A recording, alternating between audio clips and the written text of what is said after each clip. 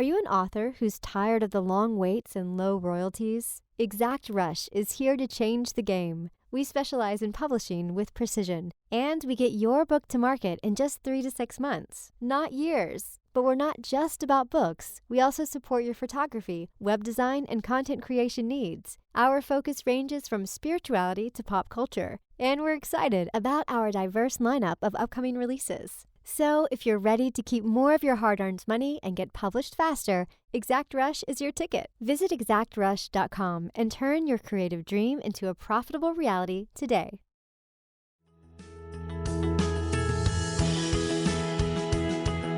Tap into your most original thinking, organize your ideas, and create the opportunities to launch your creative work.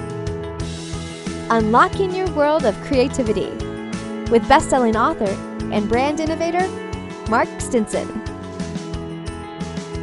Welcome back, friends, to our podcast, Your World of Creativity. And today we're stamping our creative passports in the San Francisco Bay Area, and we're talking with screenwriter, filmmaker, producer, Jayson Johnson. Jayson, welcome to the show.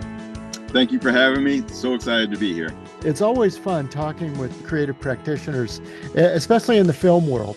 And I've been looking at your work, and what I like about it, Jayson, is that while people can have a style and you have a sort of fingerprint you like to put on the work, your work has various looks, and you don't just have one paintbrush that you put over everything. You know, you have your moody club scenes, you have your outdoor scenes, you have your crime scenes. How is it that as a creative, you can have these various styles and yet make it your signature work? I'd like to say that, so I grew up in the Chicagoland area, and that was like a tapestry of many different looks. You can go to one city and that could be completely different from the next city over. And then that's also the case here in San Francisco. So I'm really drawn to things that just look different experiences. And I find that's really interesting. Whenever I do something, I don't want to pigeonhole myself into something that is just the same thing over and over again. I'm drawn to many different experiences and many different looks, many different personalities and situations, and that kind of translates over to my work. Mm-hmm.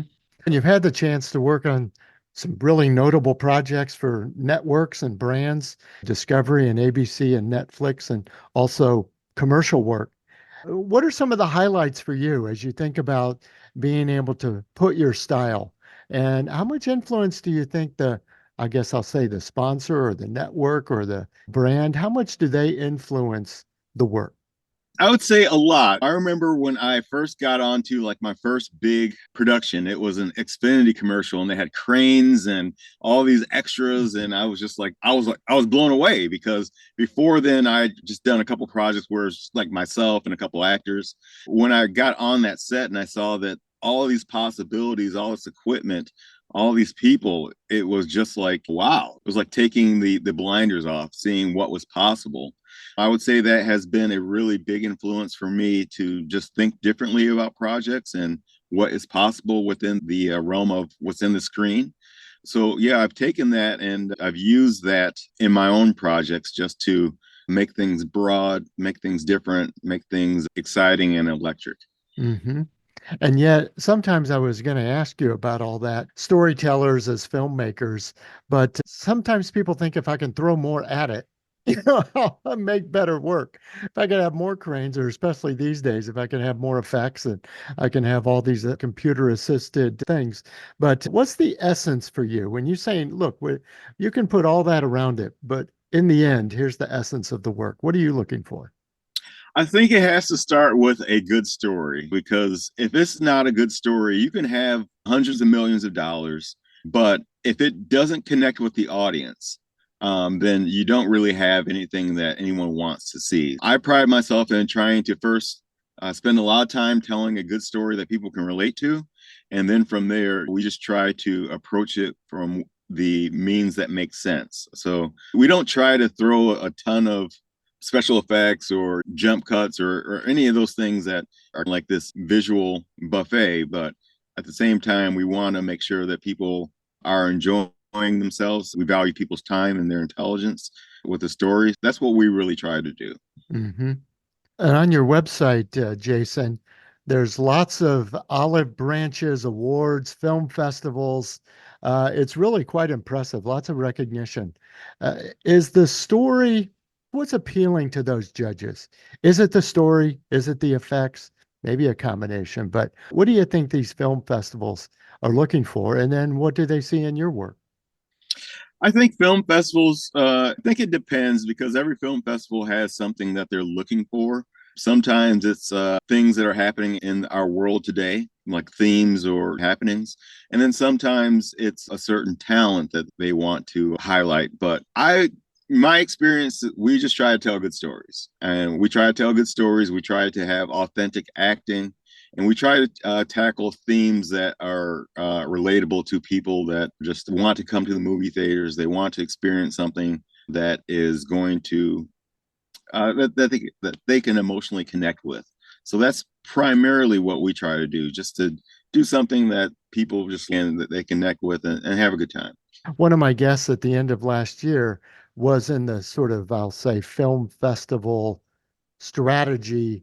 It's like, how do you enter the kind of festivals that you know you have, that your work fits, first of all, as you were describing, but that you would have a good chance of winning? And how do you develop that? What has that experience been like for you in terms of awards? It's really been hit or miss. I remember when we first started, we would put out a project and maybe get into one or two film festivals, and we'd be like really bummed. But I think that taught us a lot of what film festivals were looking for, and we improved our story, we improved our acting, the way that we casted talent, the way that we directed talent, and then just we started to approach themes that actually matter. I remember my first film was a space black exploitation called Black Rogers, and that did not do well at all. You know, I can admit defeat on that. I think the idea was original. However, the talent, because I was the primary talent, left something to be desired. After that project, I said, okay, maybe acting is not my thing, but let's find someone that can hit the emotional beats that the audience is looking for. Mhm. And once I stepped from trying to be from behind and in front of the camera, then I noticed that the project started to really take off. Yes. I love that we're talking about the current work and how you got here and your reflections on it. I'd like to roll the tape back even further. There you are sitting in Eastern Illinois University trying to get your MA in all this filmmaking. And you had a connection with somebody really big that led to a good job with Francis Ford Coppola. Tell us that story. Yeah, so I moved to California. I don't know how common this is, but I followed a girl out here, Uh-huh. and that did not work at all. But it landed me in Napa, California. And at the time you get out here, you need a job, so I started sending out resume after resume. And after probably 100 resumes, this one company called me, and they didn't really say who they were on the phone, so I had no idea who it was. And long story short, it turned out to be Francis Ford Coppola. He owned a winery out there, and I started as a wine steward in his esteemed winery, and really wasn't good at being a wine steward. People would ask for Chardonnay, I'd give them Merlot, and a couple months of that, they said, "You're really not that good at this. So how about something else?" And they gave me a job working in their distribution center. So I worked there for a couple months, and in that time, I'd make cardboard structures that caught the eye of the art director. And he said, "Wow, I think this is really creative. Would you like to work on our creative marketing team?" And then that's how I had my ascension at Francis Ford Coppola Winery and working with the man himself. That's awesome. There's a lot of lessons in that. We reflect sometimes on that foot in the door moment where one thing leads to another. And people are afraid maybe to take an entry level job, but who knows where it might go, right? Yeah, I think that you can't really say no to any opportunity. You always have to put your best face forward and your effort forward and then see what happens because you really never know. And I could have never in a million years thought that starting at that winery would lead to me ultimately working in film. Hmm. And that go out and do what you love, yeah, adventured you into the independent film production because you said, this is my passion. It's my passion. It's something that I've wanted to do since I don't know, as long as I can remember. I remember watching Saturday cartoons and TV shows and always thinking, how did they get that image inside of that TV? That was like my first thought. How does that technology come to me? And then from there, I just started to follow that rabbit hole, and here we are. That's right. And your production company, Strike Five Films, is really bringing all that together and taking on some of these projects. What kind of projects are you looking for that would really excite you? So I have, for the most part, I've done a lot of dramas. I'm really interested in doing some comedy now.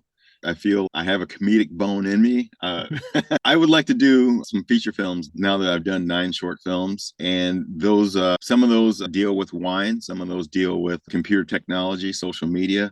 So those are the themes that I'm really interested in trying to tackle next. And I think a lot of listeners can relate is that we're looking for the gigs, but also you're looking for the right projects.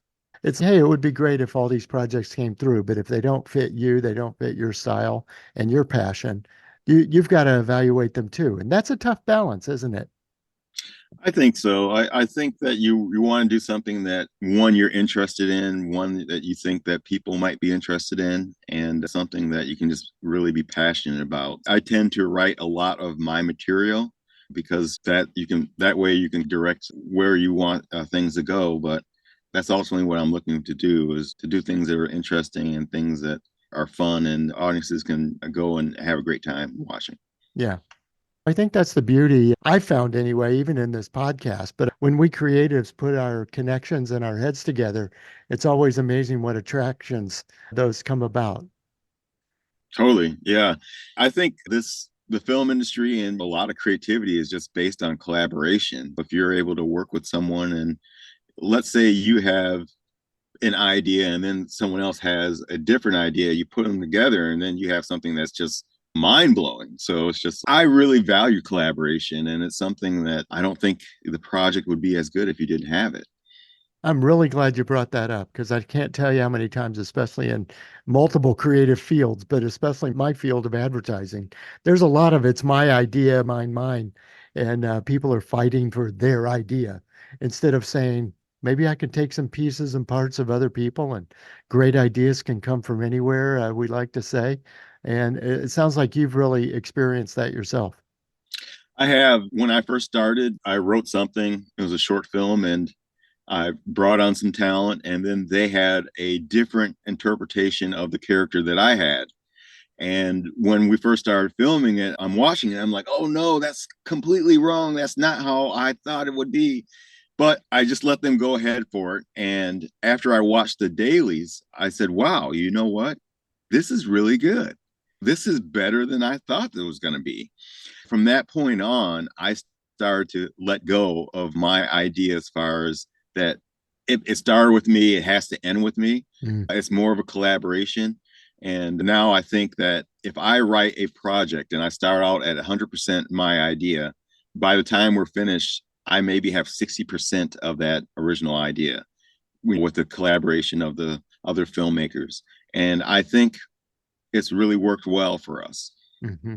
And it makes the work better in the end. It does. Yeah, it's different, but it's better, Mm-hmm. So it's just, and everyone's happy that way, because if you try to be a dictator on set, you're going to be a filmmaker of one. So, and I don't want to be that way. It's going to be pretty lonely. Yeah. Oh, so true. And I love the name of your company, Strike Five Films. I'm sure there's a story behind it. I'd love to hear. Yeah, so Strike Five Films is rooted in perseverance. That's basically what that means. So like in life, they say you get 3 strikes and you're out. If you've done anything that, like starting a company or trying to do something that's difficult, you're going to strike out way more than 3 times. I have the tally mark because all the times I've struck out towards my goals and trying to be successful, that's where I came up with that. I thought that it rolled off the tongue pretty good. Yeah. And I liked it from a visual standpoint. Strike Five Films is all about perseverance and pressing on until you ultimately succeed at your goal. I'm glad I asked. That's a great story. And all kidding aside, I love the fact that the phone is ringing. We're talking, and isn't that what we love to hear as creatives? Yeah.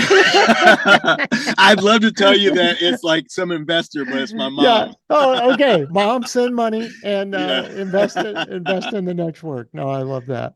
All kidding aside, that's we can't turn the phone off in the creative industry. It could ring at any moment. It'd be the Yeah. big one. Jayson, what a pleasure talking with you. I loved hearing about you and your work.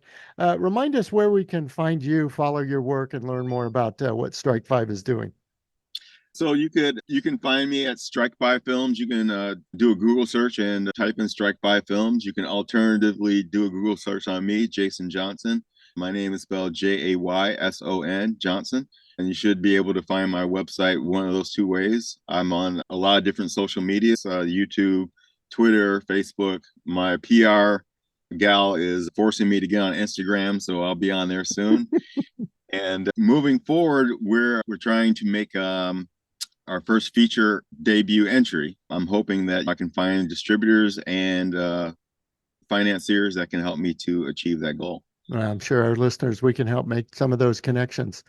So, looking forward, like you were describing, Jayson, how would you say what excites you about the future of filmmaking? There's been a lot of talk about, oh, there's ups and downs in the industry and all these industry insider opinions. But when you really look at the future of your craft, what excites you? I like that the film industry is always changing. If you look at the film history dating back to the 60s, there were like a lot of these over budget, over bloated films and that weren't very successful. So then in the 70s, they ushered in a lot of inexperienced filmmakers like your Francis Ford Coppola, your Martin Scorsese, your Brian De Palma's, and they made like all these low budget films that did just fantastic. They just killed it. So I see that we're in that age that mirrored the 60s where you have all these $200 million budget films that aren't performing well.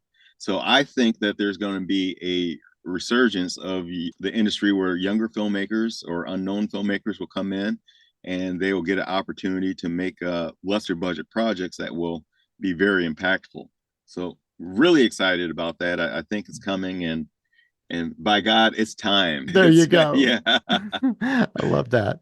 Can't wait to see what all that might mean for you too. Listeners, my guest has been Jayson Johnson, a writer, director, producer at Strike Five Films.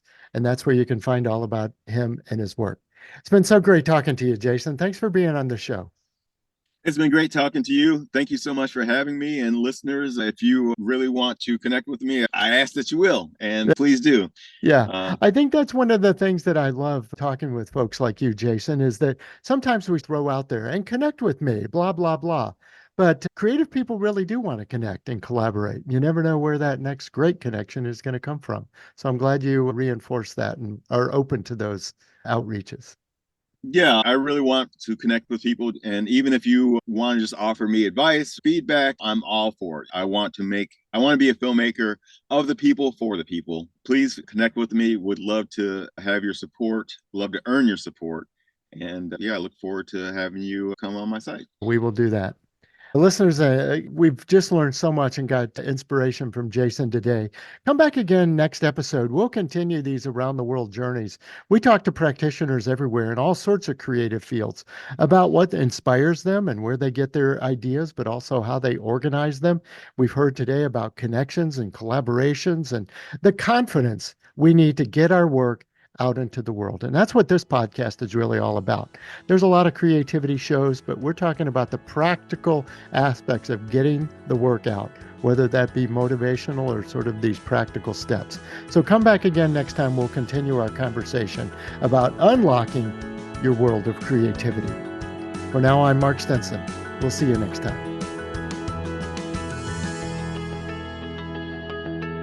Unlocking Your World of Creativity with best-selling author and brand innovator, Mark Stinson.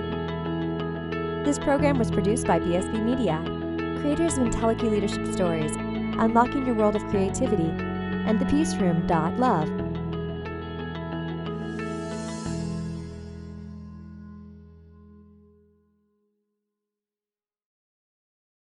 Hi, we're the Goo Goo Dolls. We're fortunate that our daughters have what they need to grow and learn. But that isn't the case for nearly 13 million kids in the U.S. that struggle with hunger. Childhood hunger is a heartbreaking reality that Feeding America is working to change. Each year, the Feeding America network of food banks rescues billions of pounds of good food that would have gone to waste and provides it to families and children in need. You can help kids in need in your community by visiting feedingamerica.org.